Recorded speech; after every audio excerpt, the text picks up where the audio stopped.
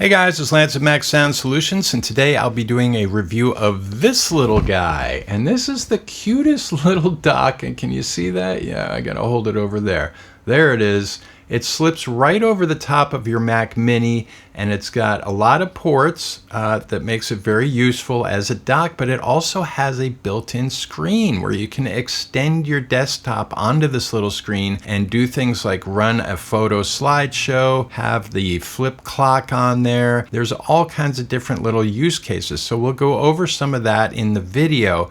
But I have to say, I used to have a Mac SE that my brother-in-law gave me years ago, and I love that little computer. And this just brings back all these memories. I feel like I can just pick up a floppy disk and click it into it. The little screen, while it's not super high resolution or anything, for the money that you're paying for this, you're not getting a Retina display. They've taken what can be a really boring sit on your desk dock and turned it into something really fun. So let's check it out. So while we do a quick unboxing here, I just want to talk about a couple of its unique features. One being, of course, that it has the built-in screen. Secondly, it also has an HDMI input, so you can bring in a different source than your computer and have it be on the screen, like a second computer or your camera or a PlayStation, something else. And there's next to no lag. That is pretty unique. I've never seen that on a dock before, where you have HDMI input. You could put your video switcher into it if you wanted to. And this is another unique feature. The heatsink is magnetic, so it's a magnetic door for your NVMe slot. It's also the heatsink, and it's a nice thick piece of aluminum, and there's no fan. While the NVMe won't break any speed records, it's running at USB 3.2 10 gigabits per second. But they told me they're coming out with an 80 gigabit version, Thunderbolt 5, and this unit is now available. I'm not sure how long it'll take shipping wise. You get a little screwdriver inside, and you saw I removed the bottom, which you can either have your Mac Mini in the unit, or if you're concerned about heat, you can just have the Mini outside and put the base back on the unit. So it works either way, and you can use it with your MacBook Pro or your MacBook Air. And I love the fact that they put a USB-C port on the front of the unit. A lot of these cases for Mac Minis do not have USB-C ports. They have USB-A only, and this has two USB-A ports on the front, a card reader, and a micro card reader. And the display has a power switch, so you can turn it off if you don't want it on and still use the dock. And I got YouTube playing back on it. I have multiple virtual desktops. There are my Steam games. There's my Photos app, the weather, Apple Music. You can have the Apple Music mini player playing back the lyrics, Apple Music visualizer, my applications folder where I can just see and launch apps from here, and of course the flip clock. And what do you know? It's 11:11. And you can play games on it. I've got Cyberpunk running here. It's pretty amazing. It's 720p. It looks really good.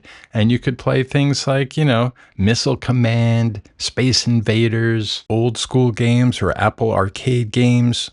Another cool use case is the dock is super light, so you can take your Mac Mini with you with the dock and your iPad Pro and use your iPad Pro as a monitor. Because you've got a built-in monitor with the dock, you can then switch to use your iPad as a wireless monitor via screen sharing, and your Wokyis hub as an extended display. And you just plug your Mac Mini into the wall and then one cable from the Thunderbolt port to the back of the hub, and you're good to go. And just think how all those people in the coffee shop, when they see you using your iPad Pro with your little Macintosh, and it's bound to strike up some conversations. And just quickly looking at the back here, we also have an audio output jack which supports up to 384 kilohertz and is 32-bit, plus the fact it also supports microphone input on that jack. Then you've got the two more USB-A 10 gigabits ports. You got the HDMI input, the USB-C host port, and then also if you want to add more power to the hub, if you're connecting a lot of power-hungry drives that aren't staying mounted, you can add more power if you want to. I found that just the one Thunderbolt connection was enough, going from the back of my Mini to the host port on the dock, but your mileage may vary depending on what kind of drives you're connecting and how much power they need.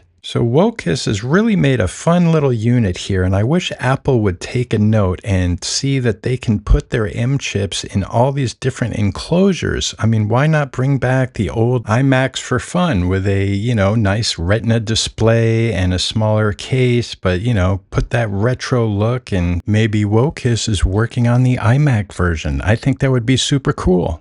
So thumbs up to Wokyis for bringing a little fun into what's normally something that's quite boring. Because otherwise this would just be another USB-C dock. It's USB 3.2 and it has DisplayPort Alt mode. That's how it works with the little monitor. It is not Thunderbolt. And just a little note on installing this screw for the NVMe. I had a hell of a time because what I didn't realize is it's got a little groove in it, and you're supposed to put the NVMe in between the two grooves in the screw. So as you can see, I'm just fumbling around. It won't screw in. There, you can see the groove there. So you want your NVMe to go between the two grooves in the screw, which I finally figured out. A rocket scientist I am not. But I don't think it was noted in the manual. In fact, in their video, they show one of those little rubber stoppers, not this screw. And they give you an extra one of these screws as well. You can see it on the base of the case. So I finally figured it out and I screwed it in. But man,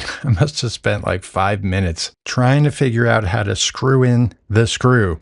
And they gave you 2 thermal pads and 2 of those screws. So you got an extra one of those 2 things, and you just put the thermal pad on, removing the plastic on either side of it first, and then put it on the NVMe drive and put the magnetic heatsink door back on. All right, guys, if you want to order one of these, the link is in the video description. Not sure how long it'll take to receive them because this is a new product and it might take some turnaround time. They're probably shipping from China. You got to keep that in mind. But thanks for watching. Give me that thumbs up. Please subscribe to my channel, and I'll see you on the next Mac Sound Solutions video.